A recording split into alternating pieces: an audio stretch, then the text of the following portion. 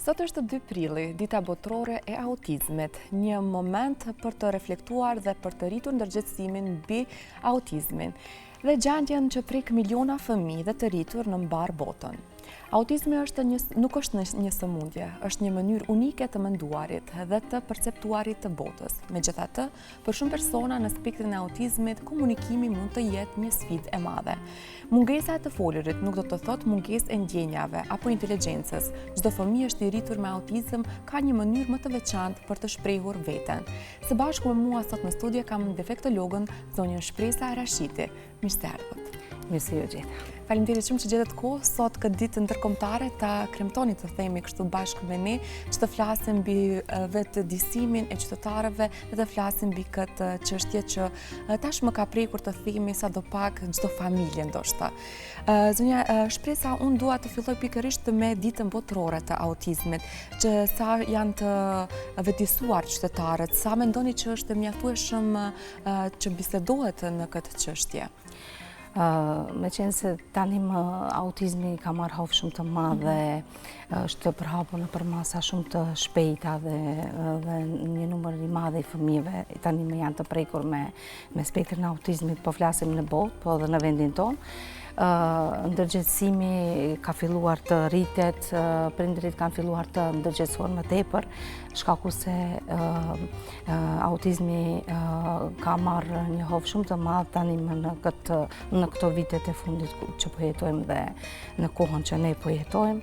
Prandaj duhet sa më shumë të vlitet nëpër media, të ndërgjegjësohet popullata për këtë fenomen i cili tani më ka marrë një përmasa të jashtëzakonshme. Shumë e vërtet. Unë do doja pak a shumë të fillojmë edhe me një lajm në fakt, i cili ka kapluar edhe rrjetet sociale, ka të bëjë me një ndër shoqatat më të njohura në trojat shqipfolëse, e cila është shoqata bamirëse e jetimave të Ballkanit, nënkrye me Halil Kastratin. Sot pikërisht fillon ngurthemeli këtij mega projekti, i cili do të mundëson një qendër të rehabilitimit për fëmijët dhe të gjitha në fakt moshat. Si e komentoni këtë investim dhe sa është e nevojshme të ndodhë një gjë e tillë në vendin tonë? Unë mendoj se është një mega projekt shumë madhështor dhe edhe për ne të gjithë shqiptarët, edhe pse jetojmë në Maqedoni, jemi të gjithë krenar për hapin që e kanë marrë shoqata e Halil Kastratit dhe të gjithë mendoj se kanë kontribuar edhe shqiptarët e Maqedonisë kanë kontribuar që të mblidhen ato mjeta, ato fonde dhe të fillohet me ndërtimin e asaj qendre. Besoj që edhe ne shqiptarët e Maqedonisë do të kemi bashkëpunime me ta dhe besoj që vetëm gjërat mira do të vinë pastaj, domethënë në aspektin e trajtimit, rikuperimit, rehabilitimit dhe gjërave të tjera. Si mendoni, sa është nevojshme dhe në vendin tonë të ketë të paktën një apo 2 qendra të tilla? Mendoni që Kosova kishte më shumë nevojë se sa ne, apo si e komentoni këtë gjë? Nuk mund të jap ndonjë koment në këtë aspekt, sepse janë mjete shumë të mëdha, të cilat në vendin tonë shumë e vështirë është të mblidhen. Prandaj është e nevojshme edhe tek ne të ndërtohet, por shumë e vështirë, shkaku se jemi jetojmë në një vend multietnik dhe gjërat të cilat duhet të ndahen, duhet të mjetet nuk janë vetëm për ne shqiptarët. Nuk bashkohemi në një krizë që e kemi të përbashkët, nuk bashkohemi dhe në fakt të del në pah një projekt i tillë i cili mund të sjellë shumë përfitime tek të gjithë ne. Të rikthehemi pak edhe tek shenjat e para që prindërit mund t'i dallojnë tek fëmijët e tyre që nga mosha më e vogël, të cilët ata paraqesin që mund të kenë një lloj të spektrit të autizmit. Simptomet paraqiten që në moshën e hershme. Domethënë nga moshat e hershme deri në moshën 2 vjeçare mund të varihet nëse një fëmijë është i futur në spektrin e autizmit apo nuk është në spektrin e autizmit. Gjërat të cilat tregojnë dhe janë elemente të autizmit janë që në moshën 6 mujore, 7 mujore, kur foshnjët nuk kthehen në emër, sepse në këtë moshë fëmijët duhet të, nëse e thrasin në emër, duhet të kthehen në emrin e tij.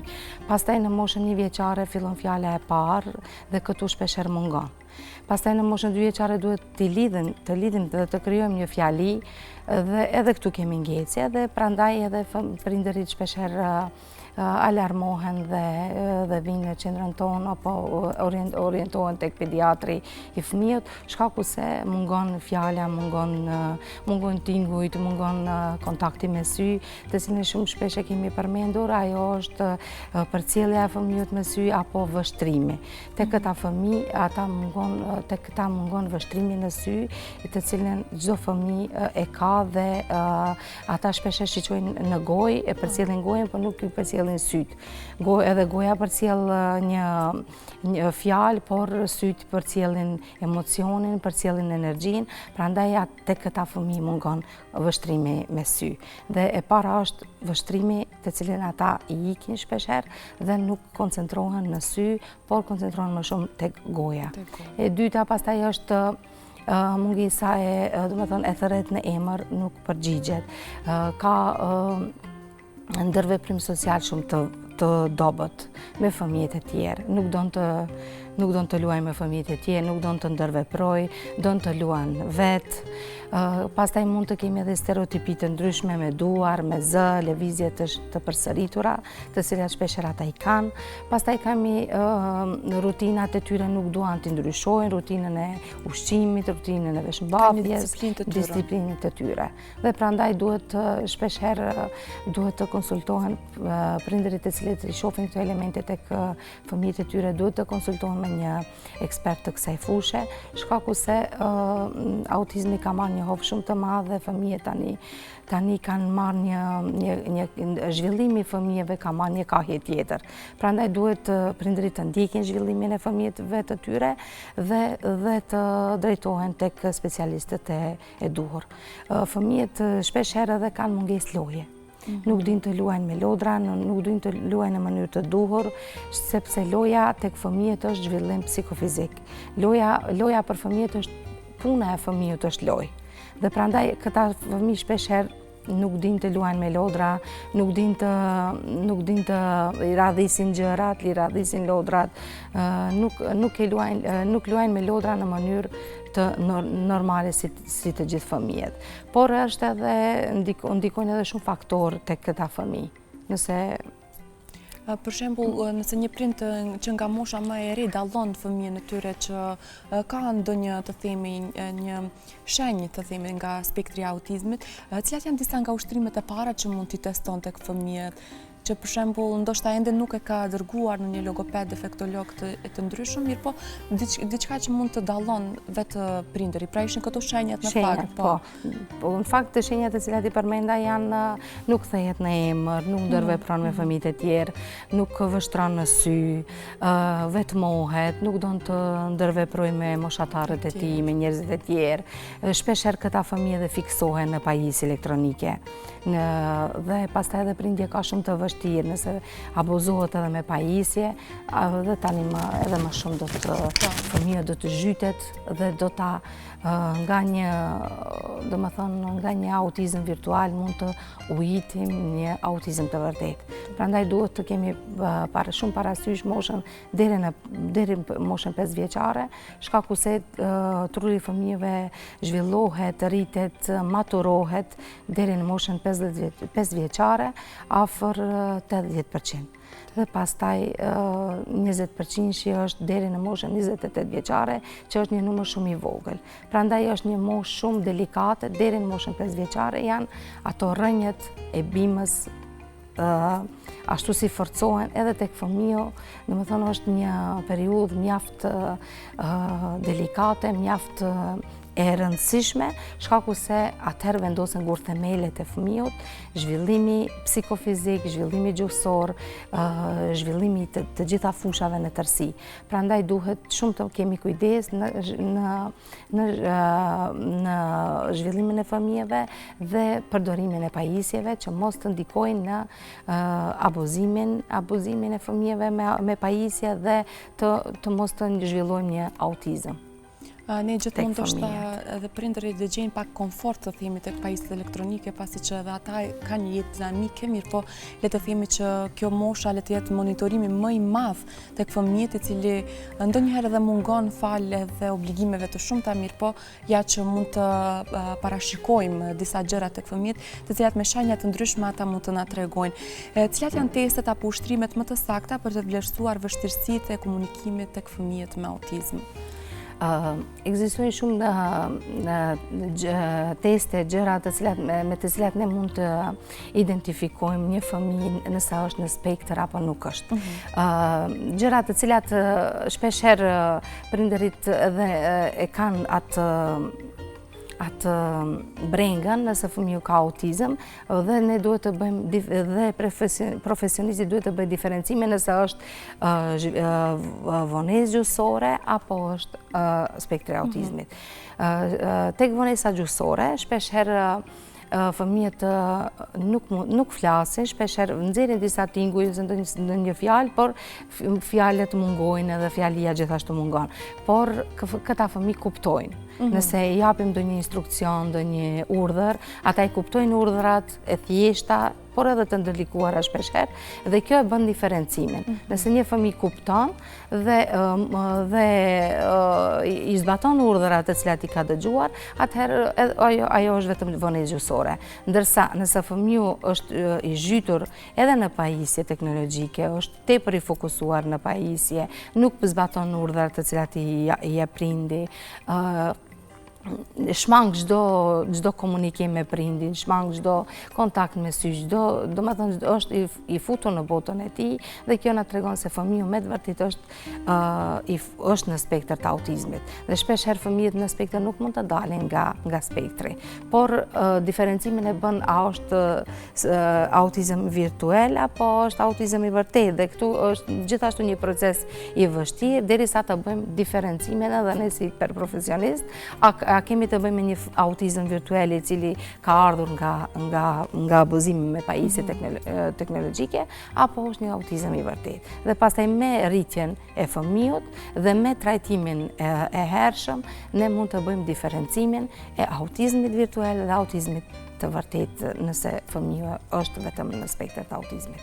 Prandaj kjo është, domethënë, duhet shumë punë, duhet shumë përkushtim, duhet trajtim individual, duhet sepse ndikojnë shumë faktorë në shfaqjen e autizmit. Autizmi, tash kërkimet shkencore në botë janë shumë të mëdha dhe ende nuk është vërtetuar se cilat janë shkaktarët e autizmit, por me qenë se autizmi nuk ka ekzistuar në këto përmasa në shekullin e 19, por as në shekullin e 20, por në shekullin 21, kjo flet shumë.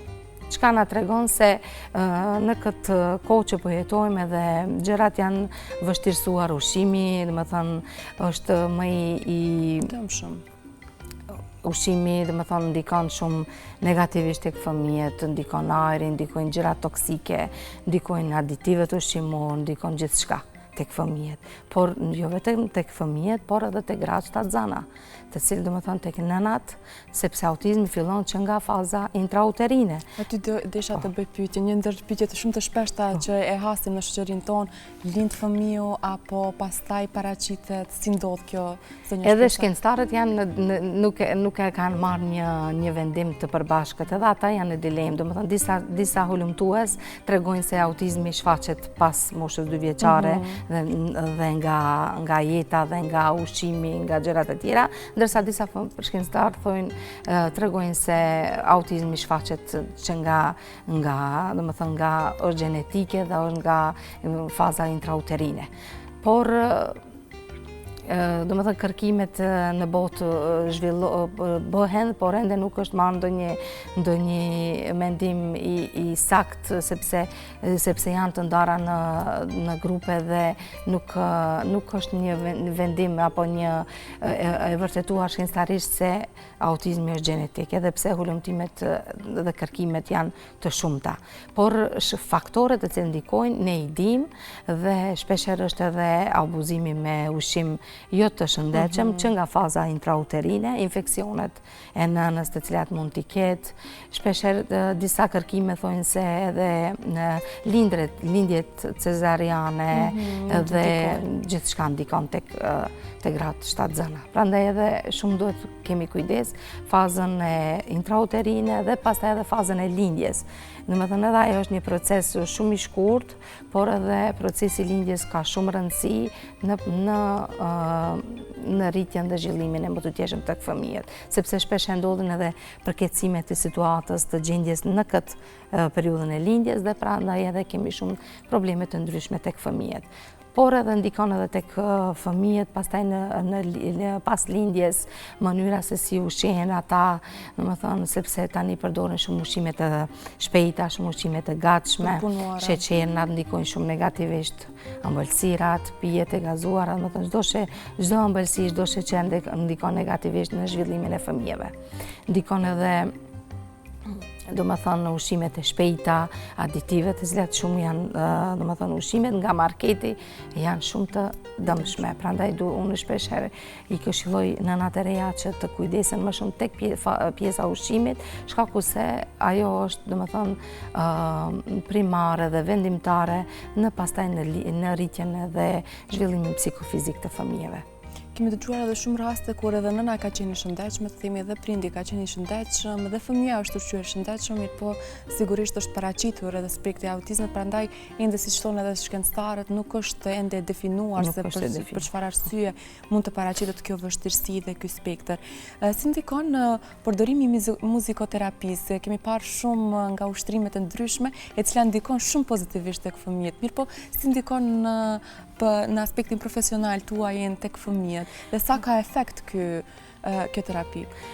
Pjesa e trajtimit tek fëmijët me autizëm, domethënë është një gamë e gjërave të cilat mund t'i aplikojmë tek fëmijët. Është art terapia, është muzikoterapia, është domethënë dhomat senzorike, janë domethënë trajtimi individual i cili është i nevojshëm, trajtime senzorike të ndryshme të cilat në botë janë shumë të përhapura, por në vendin tonë jo që sepse janë teknologji të cilat janë shumë të kushtueshme por në botë sound therapy janë shumë të sofistikuara, por në vendin tonë janë shumë të mangëta, shkaku se kushtojnë shumë dhe nuk i kemi në përdorim.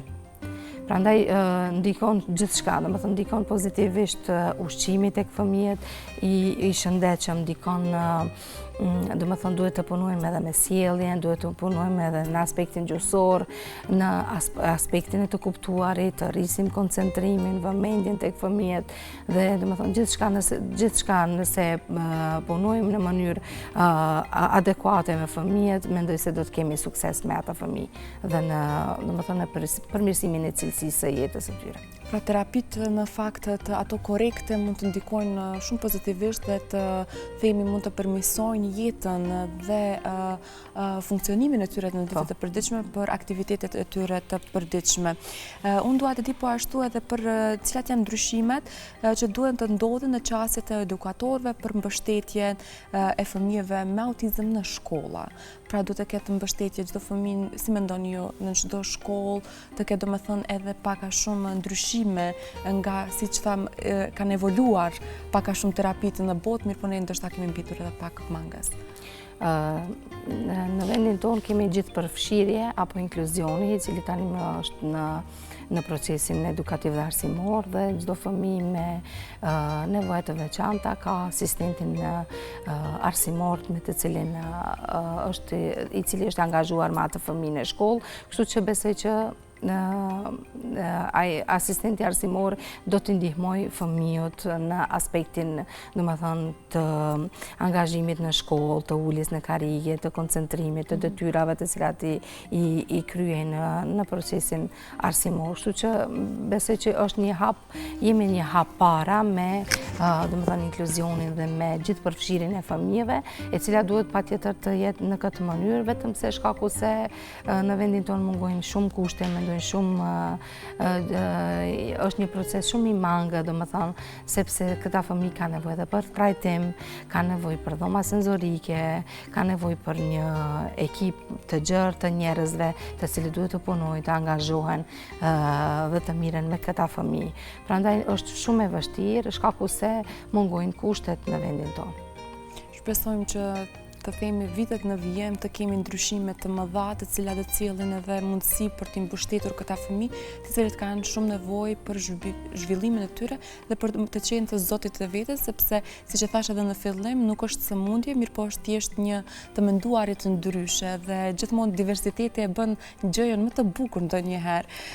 Unë dua po ashtu të di pak a shumë pas jemi edhe tek evolimi i shumë terapive të ndryshme, inteligjenca artificiale sa ka ndihmuar në personalizimin e terapive të folurit tek fëmijët. Ndërsa tani kemi edhe shumë mundësi tjera për t'u informuar në rrjetet sociale, po ashtu edhe në kanale të ndryshme në internet. Mirëpo si mund të ndikon kjo në të marrim informacione më të sakta dhe të personalizuara për fëmijët? Normalisht inteligjenca artificiale po e ka ndryshuar edhe botën, por në vendin në shtetet e zhvilluara ekzistojnë shumë iPad, shumë gjëra të sofistikuara të cilat fëmijët me autizëm mund t'i përdorin, fëmijët e cilët kanë mungesë të komunikimit t'i përdorin pajisjet e veçanta elektronike për të komunikuar me prindërit, me arsimtarët në shkolla e kështu me radhë. Por në vendin tonë jo që ekzistojnë asnjë lloj pajisje dhe prandaj gjithçka është më e vështirë. Zonja Shpresa, sipas jush, cila është një gjë e nevojshme që duhet të ndryshon në vendin tonë sa më shpejt të jetë e mundur? Diçka që ju si profesioniste keni mangasi në vendin tonë. Folëm shumë për këto terapitë të ndryshme, mirë po si mendoni diçka që do të kishte ndryshuar dhe do të ishte shumë pozitive për punën që bëni? Unë mendoj se primarja është ushqimi, të cilët këta fëmijë shpeshherë abuzojnë me ëmbëlsira, sepse këta shpeshherë janë intolerant ndaj glutenit, ndaj kazeinës. Edhe qumshti është një prej faktoreve të cilët mund t'ju ndikojnë negativisht, ndikojnë infeksionet të cilat mund t'i kenë fëmijët, bakteriet, viruset e ndryshme. Duhet të bëhet një pastrim i tërësishëm i organizmit të tyre, ushqimi i shëndetshëm me shumë acide yndyrore. Duhet këta fëmijë të gjithë duhet të kenë një dietë ushqimore, duhet të vizitojnë nutricionistin, sepse kjo te ne nuk ekziston. Fëmijët me spektër të autizmit nuk kanë një dietë të specifikuar nga nutricionistët, sepse është më se nevojshme dhe unë shpeshherë e ceku dhe i këshilloj prindërit të marrin një konsult me nutricionist, sepse ata janë specialistë të kësaj fushë dhe duhet patjetër të kenë këta fëmijë një dietë specifike, shkaku se shpeshherë ata keq ushqehen fëmijët me autizëm. Edhe pse kjo po ndodh edhe me fëmijët e tjerë, por te këta fëmijë shumë e potencuar, sepse unë shpeshherë i pyes me çka ushqehen. Dhe ata shpeshherë i kam të njëjtat përgjigje tek të gjithë fëmijët. Prandaj duhet të kemi shumë kujdes me keq ushqyerjen dhe duhet të ndjekur një dietë ushqimore nga ana e profesionistëve të kësaj fushë, shkaku se duhet këta fëmijë të ushqehen në mënyrë të shëndetshme e para e punës. Dhe pastaj, duhet të shiqojmë gjumin nëse ka kualitativ, nëse nuk e ka, prap duhet të marrin masa, të rregullojnë pjesën e gjumit, ushqimin e shëndetshëm dhe pastaj gjërat e tjera vinë me radhë. E pastaj vjen edhe trajtimi individual, shpeshherë duhet edhe ABA terapin të përdorim me këta fëmijë, shkaku se është ABA terapia është një trajtim i këtyre fëmijëve në bazë të një metodologjie të caktuar dhe punohet më shumë me fotografi dhe me përforcime të ndryshme. Çka do të thotë përforcimi? Përforcimi është këta fëmijë shpeshherë duan diçka me të cilën ata e duan shumë dhe ne e gjejmë, gjatë punës e gjejmë përforcuesin të cilën ata e kërkojnë shumë dhe e duan shumë dhe ne në bazë të përforcuesit përforcuesit edhe punojmë dhe shpeshherë është problem duke ja dhënë përforcuesin. Ka fëmijë të cilët përforcues e kanë ushqimin apo gjërat e tjera, apo ndonjë dhe pastaj duke i larguar ndonjë lodër dhe pastaj shpeshherë me tendencë është të largohen përforcuesit dhe të përdorin vetëm përforcues, domethënë të fjalës, duke i shpërbyer me ndonjë fjalë pozitive, për shembull të lumt, je shumë i mirë dhe kështu gjërat e tjera. Domethënë shpeshherë duhet të gjejmë një përforcim duke punuar gjatë punës me abaterapin. Abaterapia është një metodë e cila është mjaft e strukturuar, është në bazë dhe shkon në bazë të objektivave, të cilat duam t'i arrijmë, bëhet një plan individual ditor, e cila pastaj duhet të shënohen objektivat të cilat duhet t'i arrijmë dhe matet. Abaterapia është një metodë e cila matet në bazë të punës të cilën e ka bërë gjatë asaj ore. Dhe është një metodë e cila është mjaft e vështirë për ta punuar, por mjaft efikase tek fëmijët me autizëm. Qenë kam e të vërtet mjaft interesante, e cila ndikon me efekte pozitive tek fëmijët dhe që lën të themi po ashtu edhe shpërblime në fakt në fund të ditës. Unë dua të di po ashtu edhe për prindërit, jemi në minutat e fundit, kam vetëm edhe 2 pyetje, dua për prindërit që nuk e pranojnë zonja Shpresa, që domethënë të themi vonohen për pranimin e tyre tek spektri autizmit tek fëmija e tyre i cili është paraqitur, çfarë të themi pjesë negative, efekte anësore sjell ky mos pranimi i prindërve, sa të themi pas mund ta lënë një fëmijë? Është e vështirë, pra procesi pranimit normalisht është të jetë i vështirë, por prindërit e kanë patjetër që ta pranojnë dhe secili prind mundohet të bëjë më të mirën për fëmijën e tij, dhe edhe ne si profesionist normalisht që mundohemi shpeshherë t'ua lehtësojmë fëmijëve gjendjen e tyre, t'ua përmirësojmë gjendjen, sepse ky është një çrregullim i cili mund të ketë edhe përmirësim dhe dalje shpeshherë nga situata, shkaku se shpeshherë edhe autizmi mund të jetë edhe autizëm virtual, mund të jetë dhe me detokse të ndryshme, pastrimet e cilat mund t'i bëjë fëmiu dhe trajtimin e nevojshëm, besoj që do të kemi sukses. Po ashtu edhe përfundoni patjetër. Prandaj edhe duhet shumë të punohet në këtë aspekt, shkaku se shpeshherë edhe përmirësohet gjendja e tyre. Patjetër. Domethënë duke marrë terapi në kohën e duhur, mund të themi të anashkalojmë disa problematika pak më të mëdha të cilat mund të paraqiten më vonë. Dhe për fund për të gjithë ata prindër të cilët po na ndjekin tani për momentin, të cilët ndoshta shumë pak kohë më parë kanë dëgjuar dhe janë informuar për fëmijën e tyre, i cili është i prekur nga ky spektër, cilat do të ishin këshillat për të gjithë ata që ndoshta edhe po luftojnë tashmë kohë të gjatë me këtë çështje? Ata prindër të cilët kanë fëmijë me autizëm